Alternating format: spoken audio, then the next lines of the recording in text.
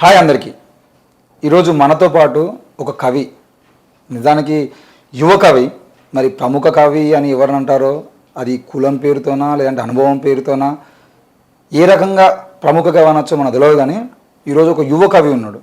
ఆయనకు వరంగల్ వాసి, వరంగల్లో డిగ్రీ చదువుతున్నాడు వ్యక్తి.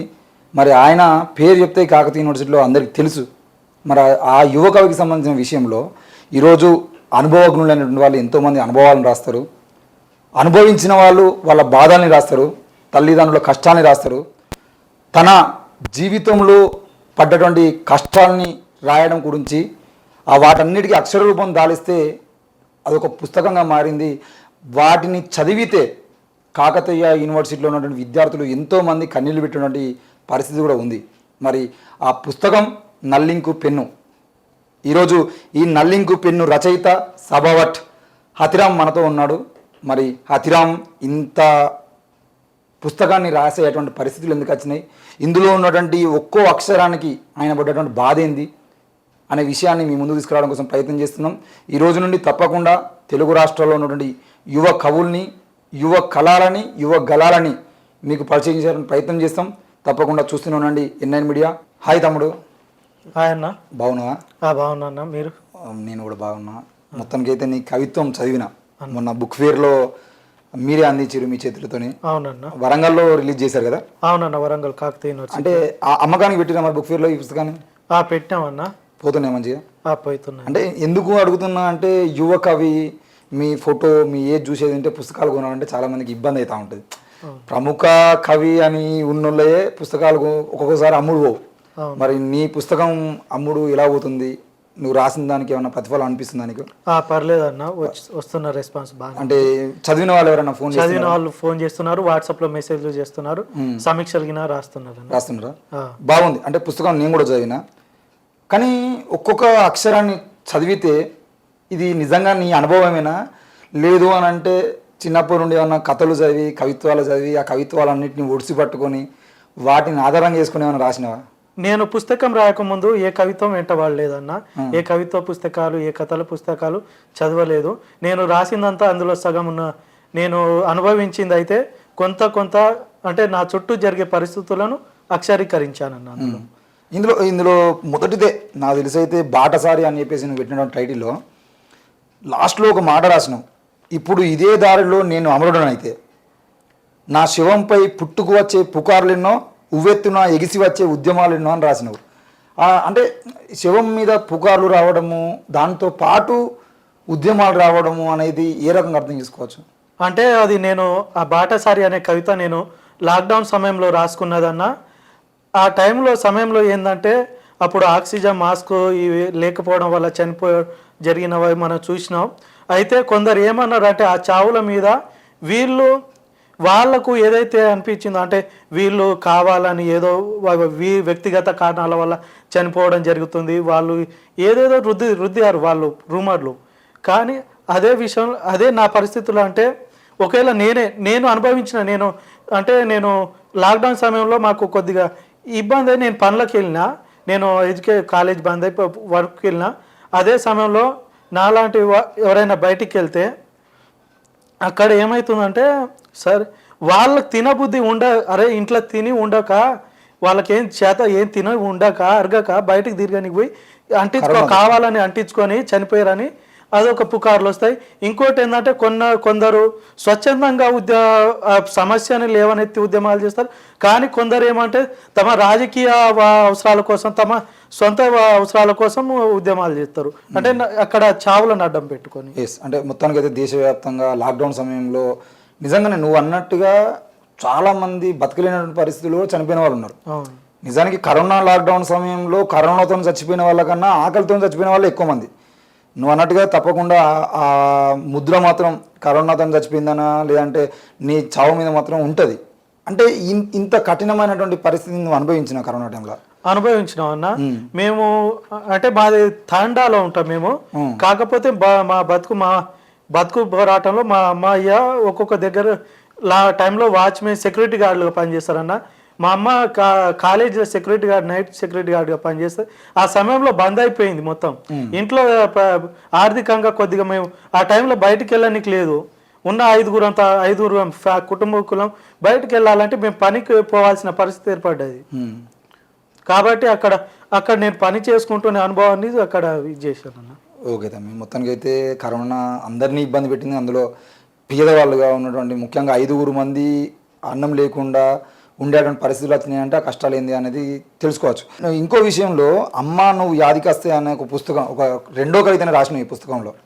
అసలు నిజానికి ఇందులో ఎక్కడా కూడా ఏదో ఒక సందర్భంలో ఎవరు చదివినా ఏదో ఒక సందర్భంలో నువ్వు రాసినటువంటి ఏదో ఒక మాటకి కన్నీరు పెట్టాలని పరిస్థితి. ముఖ్యంగా పల్లెల్లోకి కనుక ఈ పుస్తకం పోతే, గ్రామాన కనుక ఈ పుస్తకం కనుక అందితే తప్పకుండా పుస్తకం చదివిన వాళ్ళందరి తల్లిల గురించి ఇందులో ఏదో ఒక పదం అంటుకునేటట్టే ఉంది. అందులో ఏమంటున్నావు అంటే, బంగారం లాంటి నీ చిరునవ్వు అంటే బక్కపలచని నీ మొమ్ముపై బంగారం లాంటి చిరునవ్వును తప్ప ఏనాడు నీ మేనుపై బంగారునగా చూసింది లేదు అని ఒక మాట అన్నావు. దాంతోపాటు నాకు ఊహ తెలిసినప్పటి నుండి నీ సంకన నీటి బిందెను మోస్తూనే ఉన్నావు, ఏనాడు ఆ బిందెను దించింది లేదు, నన్ను సంకన ఎత్తింది లేదు అని రాసినావు. అంటే ఆ కఠినమైనటువంటి పదాలు ఎందుకు రాసినావు? అంటే అక్కడ ఈ సిచ్యువేషన్ ఇప్పుడు ఈ కవిత్వాన్ని కనుక ఇక్కడ నా ఒక్కని జీవితాన్ని మా తండాలు అయితే ఇప్పుడు నా వయసు వాళ్ళు కానీ నాకంటే చిన్న వాళ్ళు కానీ ఎవరికైనా అన్వయించబడుతుంది. ఎందుకంటే అప్పుడు నీటి ఎద్దడి ఉండేది. ఇంకోటి ఏంటంటే తండాలో ఒక రకమైన వాతావరణం ఉండేది. ఏ బిడ్డగినా తన తల్లితోటి చిన్నప్పుడు ఒక 2-3 సంవత్సరాల కంటే ఎక్కువ ఉండలేదు. ఎందుకంటే తల్లిదండ్రులు తండాలలో ఇటుక పనులకు ఎక్కువ వలసలు పోయేవాళ్ళు. వీళ్ళు ఇక్కడ చదువు విషయంలోనే ఇంటికి పోవడం జరిగింది. ఆ అనుభవాన్ని నేను అక్కడ అనుభవిస్తూ రాశానన్న. ఇంకోటి ఏంటంటే అక్కడ ఏదైతే మేము గడపాల్సిన మా బాల్యం అంతా మట్టి ముద్దల మధ్యనే ఉంటుంది. అక్కడ మా తల్లులు మాకు అన్నాలు తినిపించడానికి వాళ్ళ చేతులు సాయంత్రాలు తీసుకుంటుంటే సాయంత్రం మమ్మల్ని తిందామని చూస్తే ఆ చేతులకు బొబ్బలు ఎక్కేవి. ఆ అలా మేము ఏనాడుగినా మా అమ్మ చేతులు ముద్దలతో తినలేదు. ఏనాడుగినా మా అమ్మ పక్కలో మా అమ్మ వడిన పండుకున్న జీవితాలు లేవు మా తండాల్లో. నాది ఒక్కరి జీవితం కాదు, ప్రతి ఈ నా వయసు వల్ల యువకుల కానివ్వండి, ఇప్పుడు వచ్చిన యువకుల తర్వాత నాకంటే చిన్న వాళ్ళ పరిస్థితికి అంతే.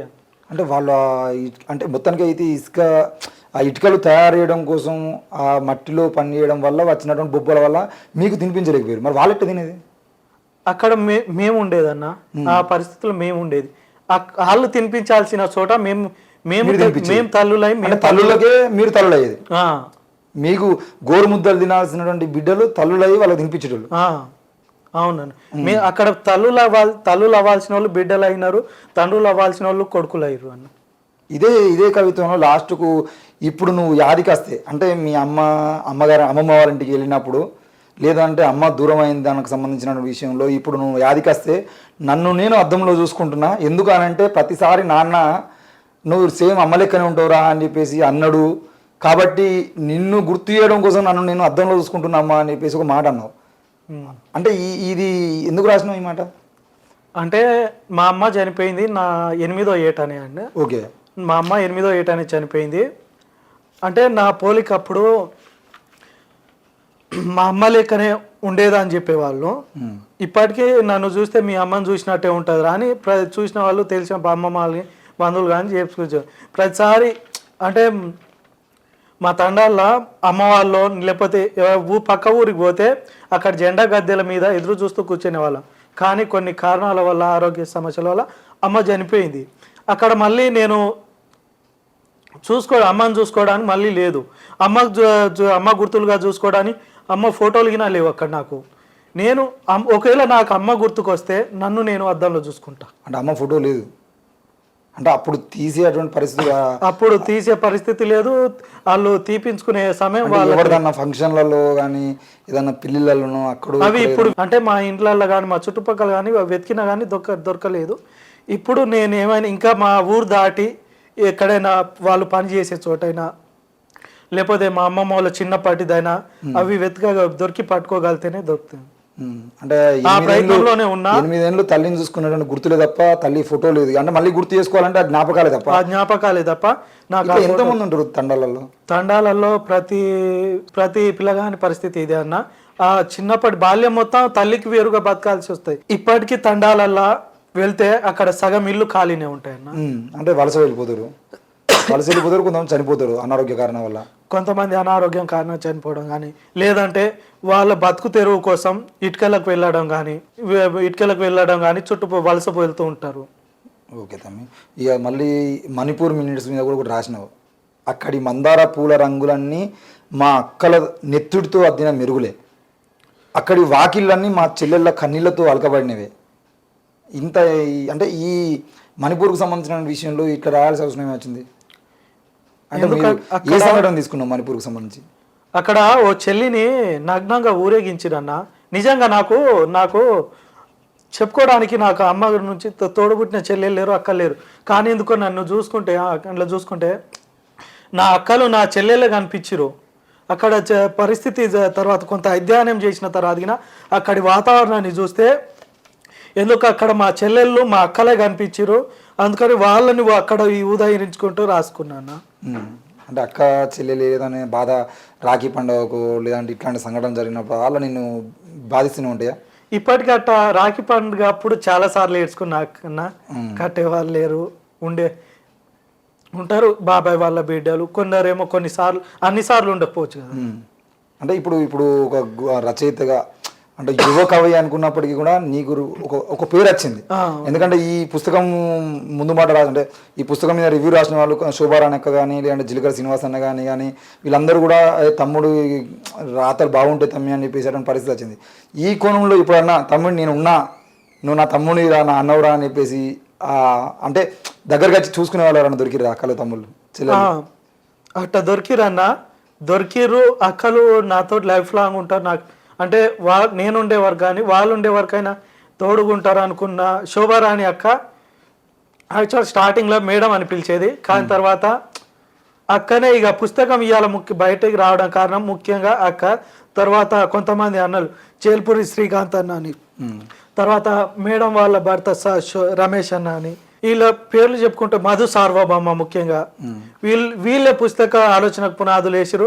తర్వాత ఇప్పటికీ ఏ సమస్య వచ్చినా వీళ్ళు శివనాస్తికు.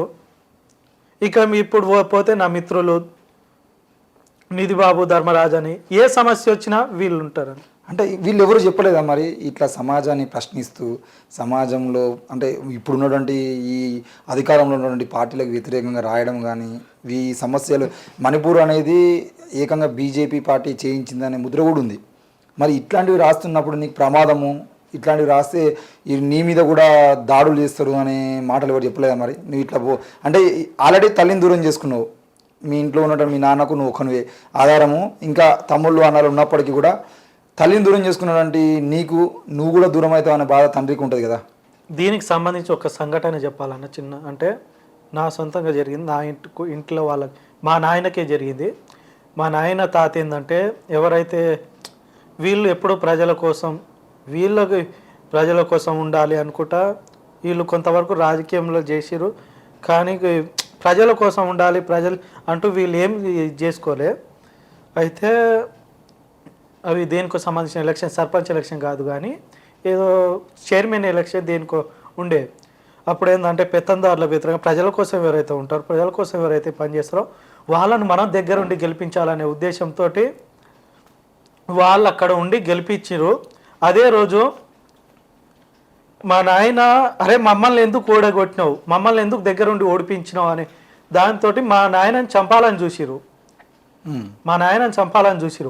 అది నన్ను కదిలించింది, అది నన్ను చాలా కదిలించింది.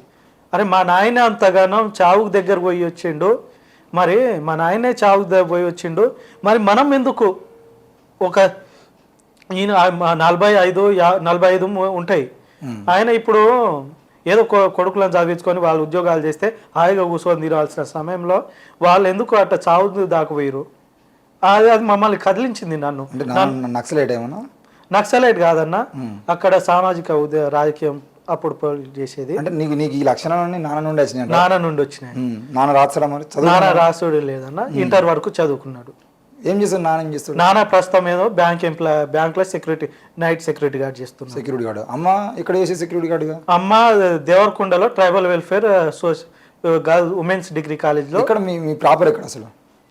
మాది ప్రాపర్ వచ్చేసి నల్గొండ జిల్లా డిండి మండలం జేతితండ. ఇక్కడ చదువుకున్నా. ఇక్కడ చిన్న నేను చదువుకున్నదంతా నాది 9th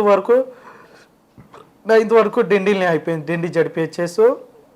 తర్వాత 10th వచ్చేసి హాస్టల్ కోసమని సపరేట్గా కేవలం హాస్టల్ కోసమని 10th దేవరకొండలో చేశాను. అంటే గురుకుల హాస్టలా? లేదన్న బయట. ఓకే, బయట చేసి హాస్టల్. తర్వాత ఇంటర్ వచ్చేసి రాజపేటలో చేశాను.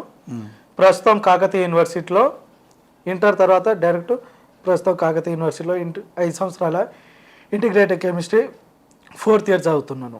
ఓకే, మొత్తానికైతే ఇంటర్మీడియట్ డిగ్రీ చదివే ఏజ్లోనే రాయాలనే ఆలోచన ఇక్కడ వచ్చింది. అంటే మొదట రాయాలన్నా కానీ నేను ఇవాళ రాస్తున్నా, ఇవాళ ప్రజల కోసం మాట్లాడుతున్నా, ఇంత ఈ సవాళ్ళను ఎదుర్కొని నిలబడుతున్నా అన్న కారణం మా నాయనే. ఈ అన్నిటికి అడుగులేసింది మా నాయనే.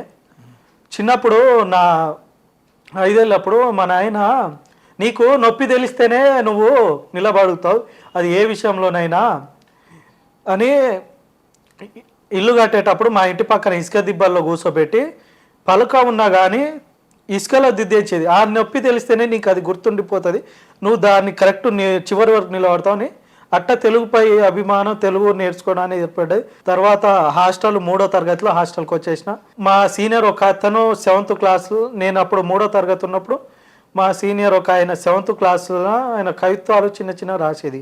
వీళ్ళు ఎందుకు రాయాలి, నేను రాయకూడదా, నాకెందుకు, నేగినా రాయగలుగుతా కదా, నేను ప్రస్తుతం ఇంగ్లీష్ మీడియం చదువుతున్నా, నాగిన తెలుగు మంచి చదవడం వచ్చు, రాయడం వచ్చు, నేగినా రాస్తా అని అప్పుడు చిన్న చిన్న కథల పుస్తకాలు ఇచ్చే ప్రైమరీ స్కూళ్ళలో, అందులో చదువుకుంటా సామెతలు రాసుకోవడం, ఇది చేసుకోవడం.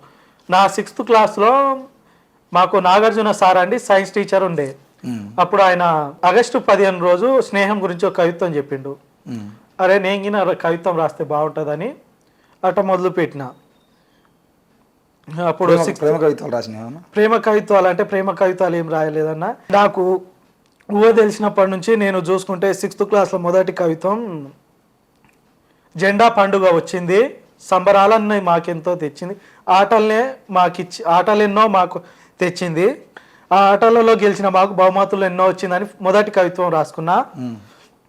తర్వాత 8th వరకు రాసిన కవిత్వాలు ఇప్పుడు లేవు. కానీ ఒక్కసారి 9th క్లాస్ నుంచి నేను రాసుకున్న కవిత్వాలు చూసుకుంటే అక్కడ ప్రేమ కవిత్వాలు ఏం లేవు.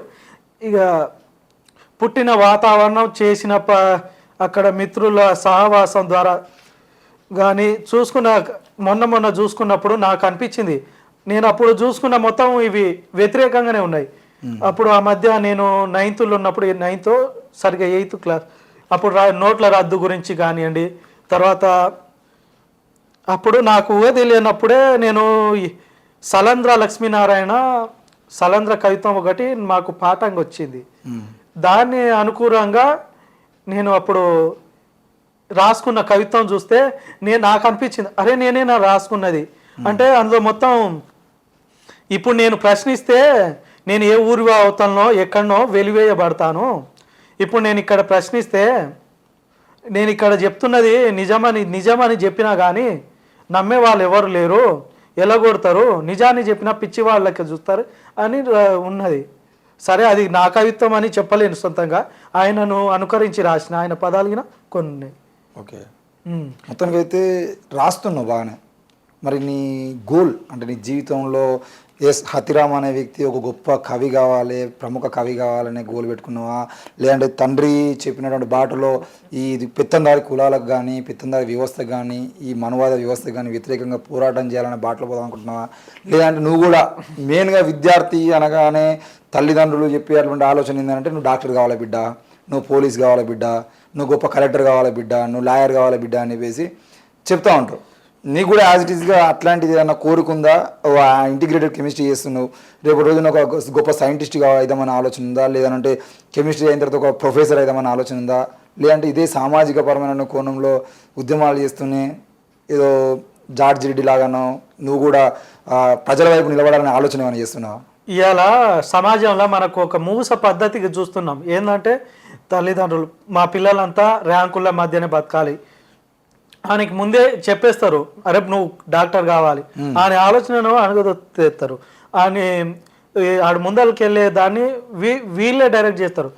సరే దారి ఉంటుంది కానీ ఆ దారి కాదు ఈ దారి అంటారు. ఇక్కడ తల్లిదండ్రులు కానివ్వండి, సమాజం కానీ ఆయనకి వేలు పట్టుకొని నడిపించే దశ ఏదో, వేలు పట్టుకో ఒక దశలో ఇంతవరకు ఒక దశ వరకు ఒకరు వేలు పట్టుకొని నడిపిస్తారు, ఇంకో దశ అట్లా వేలు పట్టుకొని నడిపించేటోళ్ళు ఉండాలి. కానీ దారి ఇదే దారి నువ్వు పోవాలని దారి వేసేటోళ్ళు కాదు మనకు కావాలి. కాబట్టి ముఖ్యంగా నా గోల్ గురించి అడిగారు కాబట్టి నేను కెమిస్ట్రీ అన్నారు కదా, సైంటిస్టుగా ఇవ్వాలనే ఆలోచన ఏమైనా ఉందా, లేకపోతే ఏమైనా రీసెర్చ్ సైంటిస్ట్ అవ్వాలనే ఆలోచన ఉంది.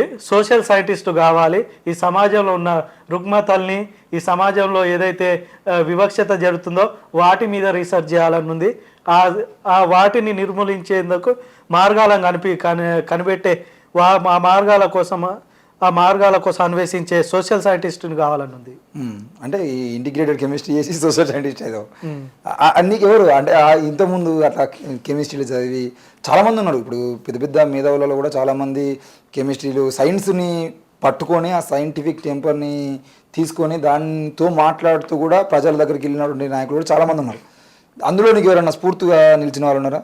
ఇంతకుముందు మీరు అన్నారు కదా, మీ మాటల్లోనే జార్జ్ రెడ్డి ఉన్నాడు కదా, కెమిస్ట్రీ స్టూడెంట్. ఈ సమాజాన్ని ఎంత ప్రభావితం చేశాడో మనం చూసినాం. ఒక సైన్స్ స్టూడెంట్ సమాజాన్ని ఇంతగా ప్రభావితం చేయగలడా అనుకున్నాం. ఆయన లెక్కనే సొసైటీ సమస్యల మీద పోరాడుతూ చనిపోతానని. కానీ నా పరిధిలో నా వరకు నేను ఇంతవరకు ఓకే, నా వరకు నేను ప్రశ్నిస్తూనే ఉంటాను. ఆ ప్రశ్నకు జవాబు వెతికే క్రమంగా ఉంటా. అలాగే ఆ ప్రశ్నిస్తూ ఉండాలన్నా, ఆ జవాబు ఇవ్వాలన్నా కానీ నాకు బతుకుతేరు ఉండాలి కదా. ఓ ల్యాబో లేకపోతే కెమిస్ట్రీ ప్రొఫెసర్ గానో చేస్తూ ఉంటా. వాళ్ళ బాటలో నడవాలనే ఆలోచన ఒకటి ఉన్నది. మరి ఈ ముఖ్యంగా యూనివర్సిటీలోకి వచ్చిన పిల్లల గురించి మాట్లాడుకుందాం. యూనివర్సిటీలోనూ ఇంటిగ్రేటెడ్ కెమిస్ట్రీ చేస్తున్నాం.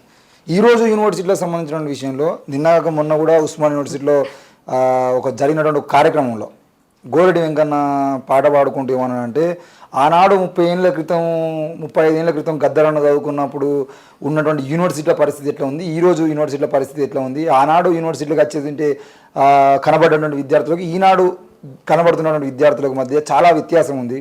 ఈరోజు ప్రేమ వెంట తిరుగుతున్నారు, హృదయం ఎక్కడున్నది అని చెప్పేసి పాటలు పాడుకున్న పరిస్థితుల్లోకి మనం పోతున్నాము. ప్రశ్నించే గొంతుకలుగా ఉండట్లేదు. మనం చేయాల్సింది ప్రశ్నించడము. ఈరోజు యూనివర్సిటీలో మొత్తం ప్రైవేట్ యూనివర్సిటీగా మారుస్తున్నారు. మరి వీటన్నిటి మీద ప్రశ్నించే గొంతుకలుగా ఎందుకు విద్యార్థులు ఉండలేకపోతున్నారని చాలా ప్రశ్నల్ని ఈ యూనివర్సిటీల మీద పెట్టిండు. నేనేమంటున్నా అంటే, ఒక రచయితగా, ఒక కవిగా చిన్న వయసులోనే పేరు తెచ్చుకున్నప్పుడు నీ వైపు కూడా అట్లాంటి ఆలోచనలు, అంటే ప్రేమ కానీ, లేదంటే ఆకర్షణ కానీ, లేదంటే ఎవరో ఒకరు నేను వెంబడించడం కానీ, ఇట్లాంటివి చేస్తూ ఉండేటువంటి అవకాశాలు కూడా ఉన్నాయి. అవి నిన్ను డిస్టర్బ్ చేసినాయి ఎప్పుడన్నా? చాలామంది పిల్లల్ని కూడా అవే డిస్టర్బ్ చేస్తున్నాయి. బాగా చదువుకునేటువంటి విద్యార్థులు కొంతమంది మధ్యలో డైవర్ట్ అయిపోయి వాళ్ళు ఎటుపోతున్నారేమో అర్థం కాక చాలామంది ఇబ్బందులు పడుతున్న పరిస్థితులు కనబడుతున్నాయి. ఇప్పటి వరకు అయితే ఆ ప్రేమ దోమ లాంటివి ఏం తాకలేదన్న, ఏం గుట్టలేదు గినంగా. ఇంకోటి ఏంటంటే, మీరు ఒకటి అడిగిర్రు ఏంటంటే, యూనివర్సిటీలో ఒక 30 ఏళ్ళ కింద వాతావరణం వేరు, ఇప్పుడున్న వాతావరణం వేరు. అప్పుడు ఎంతోమంది విద్యార్థులు బయటకు వచ్చారు, ఆలోచన చేసి సమాజం కోసం మాట్లాడే వాళ్ళు వచ్చారు. ఇవాళ ఎవరు లేరని మీరు అంటున్నారు. ఇవాళ నేను ఒక మాట చెప్తా. యూనివర్సిటీల పరిస్థితి, యూనివర్సిటీలో ఉన్న విజ్ఞానం అంతా, యూనివర్సిటీలో యూనివర్సిటీ విద్యార్థుల విజ్ఞానం అంతా వైఫై రూటర్లకు గేట్ల ముందు ఉన్న పోల్స్కి వేలాడుతున్నాయి, ప్రేమ పక్షులై వేలాడుతున్నాయి. దానికి రిలేటెడ్గా నేను వాక్యం రాసుకున్నాను. అదే నేను అందులో లేదు కానీ, ఆ పుస్తకంలో లేదు కానీ, మేధావులు విద్యావంతులు తిరగాడిన యూనివర్సిటీ నేలంతా ఇప్పుడు యువకులు తమ సల్లాపాలను సల్లార్చుకునే నేలయింది. ఓకే, అంటే అందరు అలా ఉన్నారని నేను చెప్పలేను. ఇప్పుడు ఈ మధ్య వాతావరణం అందరు ఏంటంటే, కొందరు కేవలం ఇక్కడికి వచ్చాక వాళ్ళు అక్కడ ఉన్న హంగామాకి ఏదైతే అలవాటు పడి వాళ్ళు వచ్చిన లక్ష్యం మారుస్తున్నారు. వాళ్ళు వచ్చిన లక్ష్యం ఏదైతే ఉందో అది తప్పుదో పడుతుంది. ఇంకోరు అందరు ఏంటంటే, అక్కడ తప్పుదో పడుతుంది. ఇంకోటి ఏంటంటే వాళ్ళు కనీస ఈ వైఫై ఏదైతే మొబైల్ ప్రపంచంలో పడి ఈ వాళ్ళు మొత్తం సొంత ఆలోచనను పక్క పెట్టేసిరు.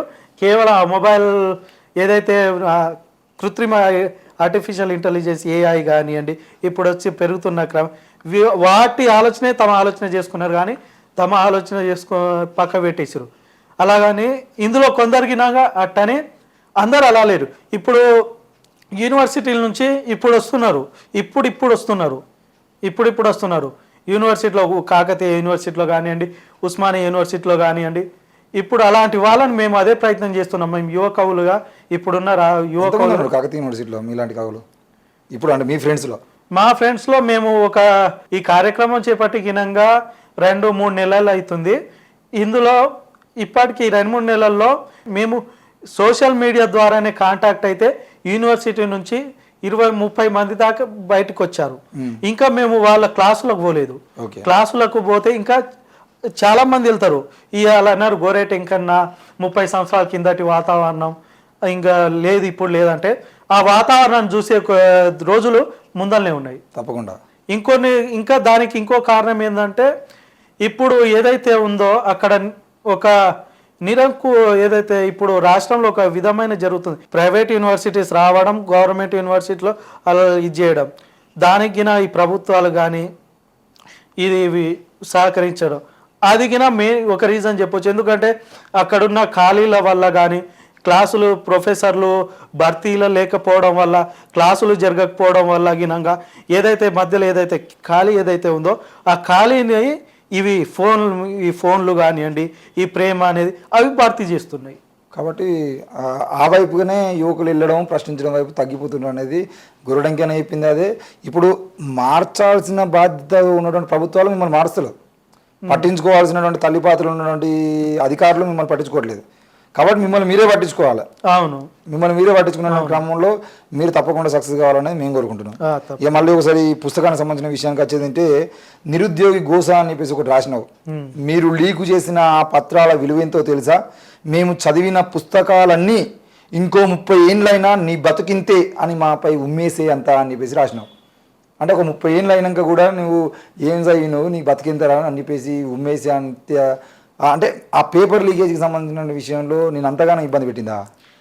అంటే ఆ సంఘటన రాసే ముందు నాకు కన్నీళ్ళు వచ్చినాయి.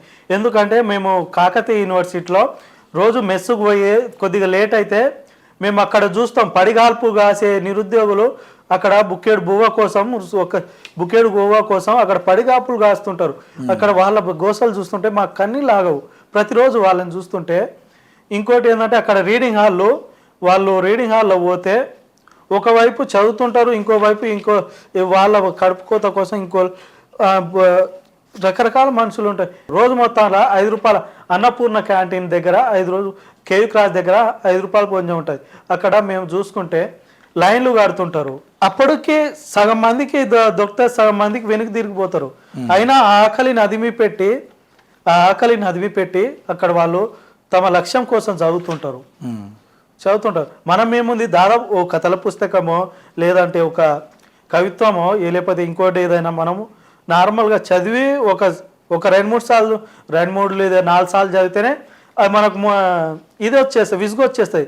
కానీ వాళ్ళు చదివిన పుస్తకాలని మళ్ళీ ఈ 5-6 ఏళ్లలో ఒకరొకరు కొత్త వాళ్ళు అంటే 5-6 ఏళ్ళు, ఇంకా సీనియర్ ఇంకా అంటే ఇంకో 10-15 ఏళ్ళు వాళ్ళు చదివిన పుస్తకాలని చదివి అదంతా చదివి నోటిఫికేషన్ లేక ఉన్న నోటిఫికేషన్లు గినంగా తమ అవసరాల కోసం, స్వార్థాల కోసం ఆ పేపర్ లీకేజ్లు చేసుకుంటూ బతుకుతున్నారు.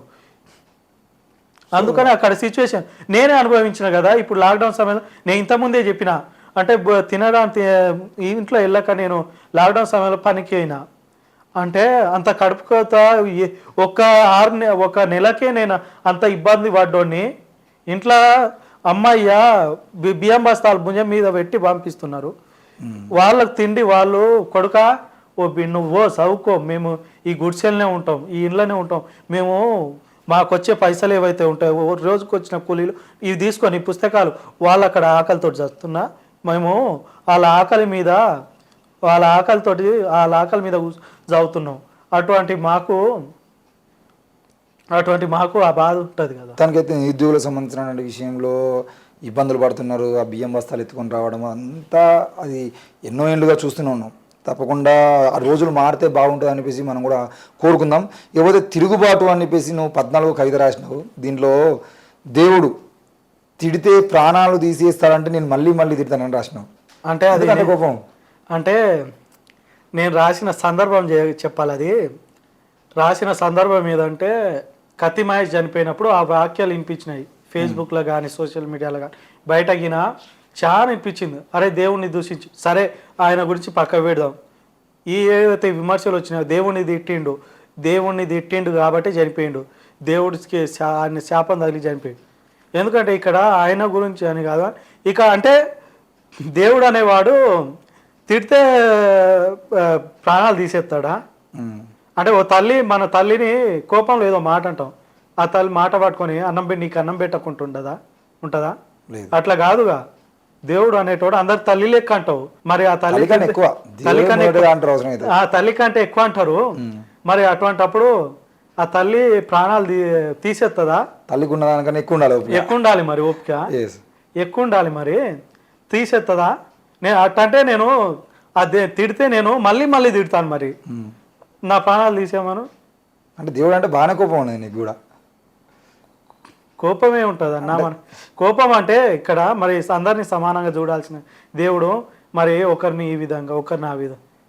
ఎప్పుడో ఒకసారి గుడికి వచ్చేటప్పుడేమో ఏసీ కార్లల్లా బండ్ల మీద వస్తాడు, అదే గుడి సన్నిధంలో దేవుని సన్నిధంలో ఎప్పుడో దేవుని సన్నిధంలో ఆ దేవుణ్ణే చూస్తూ 24 గంటలు అక్కడ గుడి మెట్ల మీద ఉండే వాళ్ళ పరిస్థితి ఎప్పుడో మారిపోవాలి కదా మరి దేవుడు ఉండుంటే.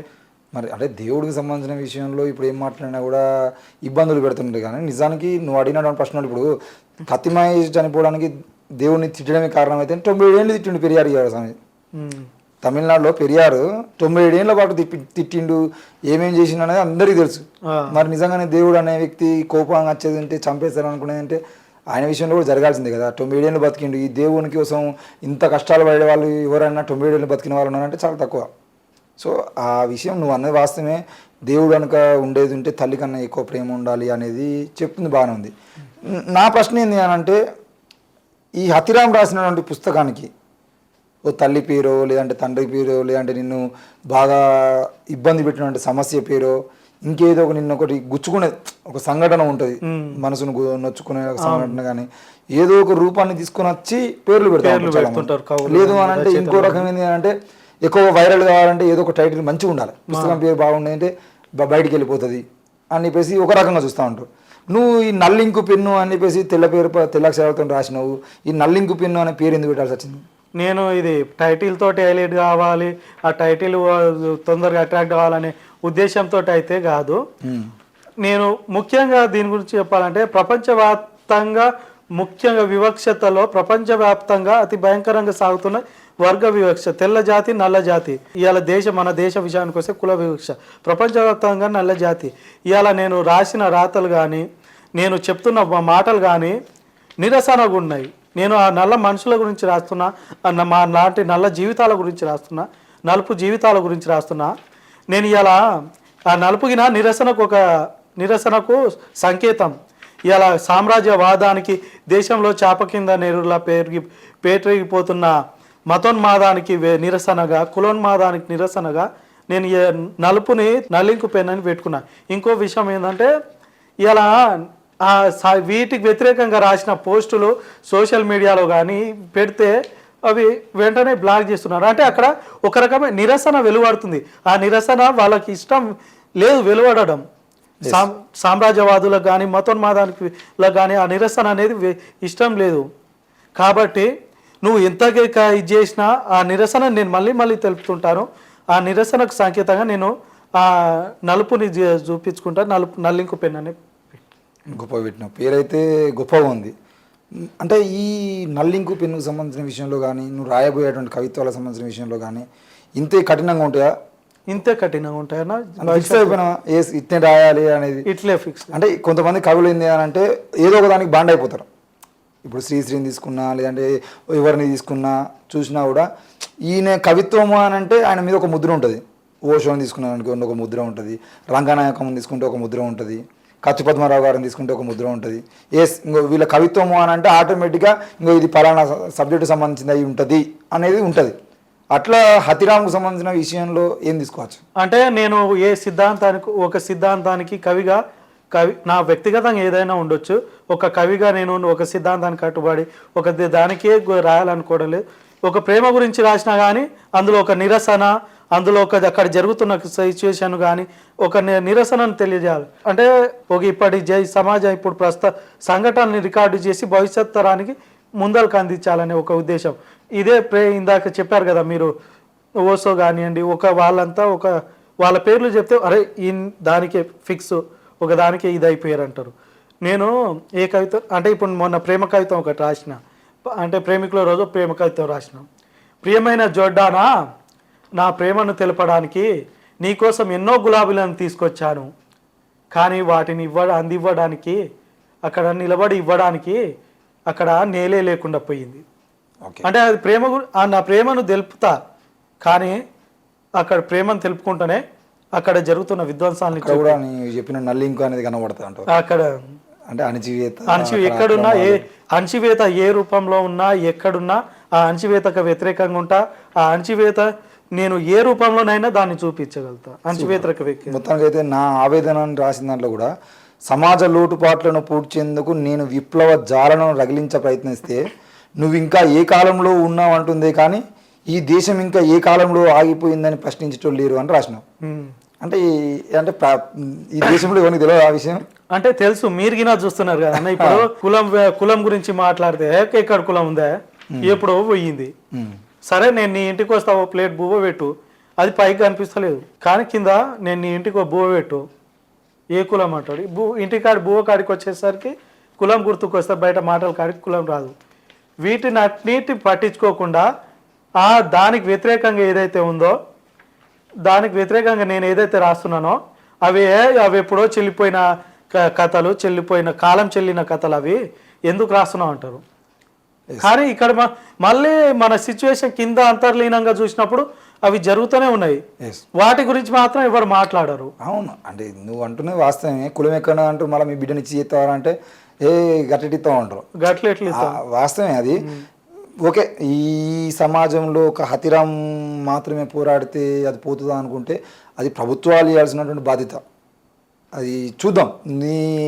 నీ ఆలోచనలు కూడా ఈ సమాజానికి చాలా అవసరం. నీలాంటి వాళ్ళు పోరాటం, నీలాంటి వాళ్ళు రాయడం వల్లనే ఈరోజు కనీసం ఈ స్థాయిలో కూడా ఈ వివక్షకు వ్యతిరేకంగా ఒక గొంతుకలు ఉండగలుగుతుంది. సో ఈ ముఖ్యంగా నీ పుస్తకంకి వచ్చినప్పుడు పండుగలు అనే ఒకటి రాసి, ఒకప్పటి పండుగలు ఎలా ఉండేవో తెలియదు కానీ ఇప్పుడు పండుగ అంటేనే భయం వేస్తుంది. పండుగ తెల్లారి ఎక్కడ ఉపవాసాలు ఉండాల్సి వస్తుందో అని చెప్పేసి రాసిన. పండుగ తెల్లారి ఎందుకు ఉపవాసం ఉండాల్సి వస్తుంది? ఇక్కడ ఏమవుతుందంటే, నేను మా ఇంట్లోనే సిచ్యువేషన్ చూసిన. మా ఇంట్లోనే పండుగ అంటే మనం మన కోసం జరుపుకోవడం మానేసినాం, ఎప్పుడో మానేసినాం. పండుగలు మన కోసం మనం జరుపుకోవడం మానేసినాం, పక్కోని కోసం జరుపుకోవడం మొదలుపెట్టినాం. వాడి ఆటం మనం ఆటను కోయాలి. లేకపోతే మన ఇంటికి చుట్టాలు వచ్చిర్రు, రేపు ఆడ ఏమనుకుంటాడో ఏవో అని చేయాలి. మన దగ్గర లేకుండా పక్కన దగ్గర వచ్చి పక్కన జేబులో అప్పు తీసుకొని అయినా మనము ఆయనకి అందియాలి, అందియాలి. రేపు ఏమంటావు పుట్టుకున్నా అట్ట అనుకొని నెలంతా కష్టపడితే మా అమ్మాయి వాళ్ళిద్దరు సెక్యూరిటీ గార్డులు చేస్తారు. వాళ్ళు ఒక పండుగ వచ్చిందంటే వాళ్ళు ఈ నెల ఖర్చులో పోను మిగిలినవి మిగిల్చున్నది ఏదైతే ఉందో, వాళ్ళ నెల తిండి కోసం ఏదైతే మిగుల్చుకున్నది ఉందో అదంతా ఆ పండుగలకు అయిపోతుంది. తెల్లారి మళ్ళా తినాలన్నా, బియ్యాన్ని కొనాలన్నా, లేకపోతే కూరగాయలు కొనాలన్నా 500 అయినా కానీ అప్పు చేయాల్సి వస్తుంది. అందుకని ఆ సందర్భంలో రాసుకున్నా. అది కేవలం నా కుటుంబం అనే చెప్పుకోలేదు, దాదాపు ఇప్పుడు సమాజంలో ఉన్న కుటుంబాల పరిస్థితి అన్నీ అంతే. మొత్తానికి అయితే అందరి పరిస్థితి అట్నే ఉన్నది. ఇప్పుడు ఆ కుటుంబాల గురించి ఆలోచించి ఆ కుటుంబాల గురించి మాట్లాడితే కూడా తప్పే ఈ సమాజంలో. ఇప్పుడు అదిగినా తప్పే కదా. ఇప్పుడు ఏం మాట్లాడినా తప్పే నడుస్తుంది. ఇప్పుడు ఏం మాట్లాడినా కానీ అరే నువ్వు దేశద్రోహి, అంతే, నువ్వు దేశద్రోహి. విద్యార్థుల దృష్టికి వచ్చేది మాత్రం అక్కడనే నీ భవిష్యత్తును అక్కడనే బంధించేస్తారు. ఒకవేళ ఇదే విషయాన్ని యూనివర్సిటీ విద్యార్థులు మాట్లాడితే అది నువ్వు నీకు పక్కా నక్సలైటు నువ్వు నిన్ను వేసేస్తాను అంతే. లేదా అంటే నిన్ను ఏదో ఒక సందర్భంలో ఇరికించి ఏదో ఈ సర్టిఫికేట్లు లేకుండా ఏదో ఒకటి చేస్తూ ఉంటారు. అట్లా సందర్భాలు ఏర్పడుతున్నాయా మరి యూనివర్సిటీలో ప్రొఫెసర్లు లేదంటే ఎవరో ఒకరు నీకు ఎందుకు తమ్మి ఇవన్నీ అనిపించి అంటలేరా? అంటే ఆ లెవెల్లో అర్బన్ నక్సలైట్ అని ముద్ర యూనివర్సిటీలో ముద్ర వేసేంత లేదు, కానీ ఒక దాని గురించి ప్రశ్నిస్తే నీకెందుకు, నువ్వు చదువుకోవడానికి వచ్చినావు, చదువుకో. యూనివర్సిటీలలో ఇయాల్టికి గినంగా నువ్వు ఏ డిపార్ట్మెంటు ముందు అడిగేది, ఏదైనా సమస్య గురించి పోతే నువ్వు ఏ డిపార్ట్మెంటు, నీ నెంబర్ ఎంత, నీ పేరేంది అడుగుతున్నారు. అంటే అక్కడ ఎటువంటి పరిస్థితి ఏర్పడుతుంది, నువ్వు అక్కడ నీ సమస్య గురించి పరిష్కారం చెప్పడం మానేసి నీ పేర్లో నిన్ను నీ వ్యక్తిగత విషయాలు ఆరాధించే ప్రయత్నంలో పడ్డారంటేనే మనం అర్థం చేసుకోవాలి అక్కడ ఎటువంటి నిర్బంధం ఇక్కడ ఎటువంటి ఇది అవుతున్నది అనేది. పోరు చేసినా పోడు కొట్టినా పొట్టకోటి కోసమే, దానికోసమే పోరు చేయబోతే పోలీసులను వదిలిర్రు, నా తల్లిని చెల్లిని చెరిచిర్రు, నా అన్నలను బూటకపు ఎన్కౌంటర్లకు బాధితులను చేసిర్రు, అయినా నేను వెనుకడుగు వేయను, పురిటినప్పుల బాధ తెలిసిన నేనే మౌనం వహిస్తే అడగడమే అన్యాయమైన చోట ప్రశ్నించే గలవలకు నడకలు నేర్పేది ఎవరు అని రాసినావు. ఈ వరవరరావు గారిని లేదంటే ఇంకెవరన్నా తీసుకున్నావా? లేదన్నా, మొన్ననే గత 6 సంవత్సరం కింద అనుకుంటా, అదే ఆ పోడు భూముల విషయంలో ఒక తల్లి గుడిసేసుకుంటుంది, గుడిసేసుకుంటే పోలీసు వాళ్ళు పోతారు, తెలిసే కదా. పోలీసు వాళ్ళు పోతే అమ్మ ఇక్కడ ఖాళీ చేయండి, ఇది గవర్నమెంట్ చేసింది అంటే ఆ తల్లి నిలబడ్డది, ఇది నా భూమి, ఇది నేను చేసి కష్టపడి చేసుకున్న భూమి అని నిలబడ్డది. ఆ తల్లిని ఇన్స్పిరేషన్గా తీసుకొని రాసుకున్నదన్న. నేను సగటు భారతీయుని, బాధ్యత గల పౌరుణ్ణి, నా దేశ అభివృద్ధిలో నేను పాత్రుణ్ణి, మత పిచ్చి కుక్కలు నా దేశ అంగాంగాన్ని తాకట్టు పెడుతుంటే ఎదురు తిరగక వాళ్ళతో సై అంటాను. ఎవరో మదమెక్కిన పైశాచికులు నా తల్లినో చెల్లినో చేర్చబోతే నాకెందుకు అంటూ చేతులు ముడుచుకుపోతాను. అదే నా అభిమాన తారణ ఒక మాట అంటే మాత్రం తరిమి కొడతాను. 5 ఏళ్ల పాలన కాలమంతా పాలకుల చేతిగనంతనంపై దుమ్మెత్తిపోస్తాను. ఎన్నికల వేళ మాత్రం నేను అపర కుబేరుడిని అవుతాను. నా దేశ జాతీయ జెండా ఎవడి అంగీలాగైతే నాకేంటి, నా పార్టీ జెండా మాత్రం నేల జారకూడదు అని చెప్పేసి రాసినావు. ఈ పదాలకు సంబంధించిన విషయంలో దాని టైటిల్ నేను భారతీయుని అని పెట్టినావు. అంటే ఇక్కడ ఉన్నటువంటి పరిస్థితుల్లో నువ్వు మాట్లాడిన మాటలు చూసేది అంటే ఈ దేశ పౌరులందరినీ ప్రశ్నిస్తున్నావు ఒక రకంగా. అవునన్నా, అంటే అందరు అట్లే ఉండరు మరి. అంటే అందరు అట్లా ఉండలేవు, కొంతమంది ఓకే, కొంతమంది ఆలోచించి ముందరకు ఇష్యూ సమస్యల మీద మాట్లాడే వాళ్ళు వస్తున్నారు. కానీ ఇక్కడ జరుగుతున్నదంతా ఏంటంటే అంటే అలా చేస్తేనే భారతీయుడు అనే విధంగా చేసేసారు పాలకులు కానివ్వండి, సోకాల్డ్ మేధావులు కానివ్వండి. ఏంటంటే మనం మన తల్లిని ఎవడో ఏదో మాట అంటాడు, లేదంటే ఎక్కడో ఒక చెల్లి మీద అత్యాచారం జరిగితే మాట్లాడడానికి ఎవడు రాడు. అరే ఫలానా మన హీరో మీద ఆడెవడో కామెంట్ చేసిండు, లేదంటే ఎవడో ఫేస్బుక్లో ఇది పెట్టిండు, ఏంది వాళ్ళని చూసుకోండి అంటే ఏ పని పెట్టుకోకు, తినడం ఈయన ఆపేసి అదే ఆయన తిట్టడమే పనిగా పెట్టుకుంటాం. ఇంకో విషయం మీరు అన్నారు కదా, 5 ఏళ్ల కాలం అంతా పాలకుల చేతకంతనం మనం ప్రతిరోజు వింటున్నాం. ఆ రోడ్డు బాగాలేకపోతే అన్ని ఎమ్మెల్యేనో ఎంపీనో తిడతాం, అక్కడున్న పాలకులను తిడతాం. కానీ 5 సంవత్సరాలు అదే పని చేసుకుంటూ వస్తాం. చివరికి ఎలక్షన్లు వచ్చేసరికి ఆడన్నా అని ఆడో అన్ననో అక్కనో అనుకుంటూ వచ్చి జేబులో 500 పెడితే ఆ 500 మనం ధనవంతులు అయిపోయినంత 5 ఏళ్ల పాటు సమస్యలని మర్చిపోయినాం, మనం ధనవంతులు అయిపోయినాం, ఈ సమస్యలు ఏం లేవు అనుకుంటా మనం వాళ్ళకి బలపోయి అతనికి ఓటేస్తాం. కొన్ని పిడికిళ్ళు కావాలి, వాళ్ళు కూలిపోయిన వ్యవస్థ శిథిలాల కింద ప్రజాస్వామ్య జాడలు అన్వేషిస్తున్న వాళ్ళల్లో కార్మికుల కష్టాన్ని పాడుతున్న నోళ్ళు ఉన్నాయి, రైతు కూలీ గోసలతో అక్షర సిద్ధం చేస్తున్న కళలు ఉన్నాయి. వాళ్ళంతా ప్రభుత్వ పైశాచికత్వాన్ని భరించని నాళ్ళు వాళ్ళు మేధావులు. ఫాసిజం కత్తుల మీద ఆదివాసీల బతుకులను బలి చేస్తున్న రాజ్యం రాక్షస నవ్వులకు ధిక్కారంగా తమ గుండెలపై మంటల జెండాలు ఎగిరివేసిన వాళ్ళు ఇప్పుడు దేశద్రోహులు. పాలకుల ప్రజా వ్యతిరేక విధానాలపై మాటల తూటాలు సంధిస్తున్న వాళ్ళు ఇప్పుడు తీవ్రవాదులు అయ్యారు. వాళ్ళకి ఇప్పుడు భరోసానిచ్చే కొన్ని నినాదాలు తోడు నిలిచే కొన్ని పిడికిళ్ళు కావాలని రాసినావు. చివరి వాక్యం అదే, కొన్ని పిడికిళ్ళు కావాలని చెప్పేసి. ఇవాళ దేశవ్యాప్తంగా కానీ రాష్ట్ర వ్యాప్తంగా కానీ నేను ఇంతకుముందు చెప్పినట్టు ఒక రకమైన నిర్బంధ వాతావరణం పెరుగుకుంటూ వస్తుంది. అంటే ఎక్కడైనా ప్రభుత్వానికి వ్యతిరేకంగా సమావేశమో లేకపోతే సభలో నిర్వహిస్తే తర్వాత ఒక సమావేశం నిర్వహించిన తర్వాత వీళ్ళంతా ఇంటెలిజెన్స్ వాళ్ళు వస్తారు, ఎవరెవరు ఉన్నారు, ఇంటెలిజెన్స్ వాళ్ళు వస్తున్నారు, వీళ్ళ మీద ఎవరు ఉన్నారు, వాళ్ళ మీద రకమైన కేసు దేశంలో నిర్వాహకుల మీద, వీళ్ళ కమ్యూనిస్టులు ఎవరు, నక్సలైట్లు ఎవరు, సరే వాళ్ళు సామాజికంగా ఏదో ఈ సమస్య అక్కడున్న ఏ ఇష్యూ అక్కడ ఏ సందర్భమైనా ఏ సభకు సంబంధించిన సందర్భమైనా ప్రభుత్వానికి వ్యతిరేకంగా సభ పెడితే వాళ్ళకు ముద్ర వేస్తున్నారు అర్బన్ నక్సలైట్లు దేశద్రోహులని. అది జరుగుతుంది. ఇప్పుడు మొన్న గతంలో జరిగిన కొన్ని సంఘటనలు చూసినాం. మొన్న ఆఖరి చనిపోయిన వాళ్ళ మీద గిన ఊపా కేసులు, దేశద్రోహుల కేసులు పెట్టారు. మూల మీద మంచం మీద పండిన వాళ్ళ మీద, మూల మీద మంచం మీద నుంచి లేవలేని వాళ్ళ మీద గిన కేసులు పెట్టారు. అవును, అందుకే మిట్టపల్లి సురేందర్ ఒక పాట రాసింది కదా, రీలార ప్రసాద్ అన్న దానికి గొప్పగా పాడిండు కూడా. అడగవే అమ్మా నేను అడిగితే ఎన్కౌంటరు, నువ్వు అడిగితే ఏమంటారు అని. అంటే అడిగితేనే అర్బన్ నక్సలైటు, నేను అడిగితేనే నక్సలైటు, నేను అడిగితేనే దేశద్రోహిని, నేను ఏం మాట్లాడినా కూడా అది తప్పే. దేశద్రోహం ముద్ర వేస్తూనే ఉంటారు. కాబట్టి నేను అడగనమ్మా నువ్వే అడుగు ఇక అని చెప్పేసి మిట్టపల్లి గారు కూడా ఒక పాట రాసిరు. మొత్తానికి అయితే నువ్వు కోరుకుంటున్నట్టు ఆ పిడికిళ్ళు కొన్ని చేరుతున్నాయి మరి. ఖచ్చితంగా అన్న, అది అటువంటి సమాజం ఏదైతే ఇంతకుముందే చెప్పాను కదా, యూనివర్సిటీ వేదికగా మేము అలాంటి ఆలోచన బుద్ధిజీవుల్ని, ఆలోచన పడిన విద్యార్థులు ఒక రకమైన ఆలోచనలు తీసుకురావడం కోసం మేము రకరకాలుగా యువకులుగా కొంతమంది యూనియన్ స్టూడెంట్ యూనియన్లో కలుపుకొని విద్యార్థులను సరే ఆలోచన మేము చేసే ప్రోగ్రాం చేసేటప్పుడు ఒకవేళ మేము ఏదైనా సందర్భం సమావేశం పెట్టినప్పుడు వాళ్ళు రాకున్నా కానీ వచ్చి ఆ దారిలో ఎవరైతే పోయి ఒక్కలైనా ఆగుతారు. నువ్వు ఉన్నటువంటి కాకతీయ అది ఆ సందర్భం వచ్చినప్పుడు మేము ఉండొచ్చు, మీరు ఉండొచ్చు ఉండకపోవచ్చు, కానీ అటువంటి సందర్భం అయితే తప్పకుండా వస్తుందన్న. Very good. అంటే వరంగల్ సంబంధించిన విషయంలో కూడా ఇప్పుడు ఎంతోమంది రచయితలు, ఎంతోమంది మేధావులు, చాలామంది వరంగల్ నుండి ఉన్నారు. మీకు తర్వాత భవిష్యత్తులో కాకతీయ యూనివర్సిటీ వేదికగా అట్లాంటి సహకారము, సహాయము మీ రాతల్లో కానీ మీకు అండగా ఉండాల్సిన పరిస్థితులు వచ్చినప్పుడు కూడా చాలామంది ఉంటారు. ఎందుకనంటే విద్యార్థి ఉద్యమాలు కానీ, ప్రజా ఉద్యమాలకు సంబంధించిన విషయంలో కానీ, ఇటు ఉస్మానియా యూనివర్సిటీ తర్వాత అంతటి స్థాయిలో ఉద్యమాలలో పాల్గొంటూ వస్తున్నది కాకతీయ యూనివర్సిటీ అనేది. రెండో స్థానంలో దానికి మార్కులు పడతా ఉంటాయి.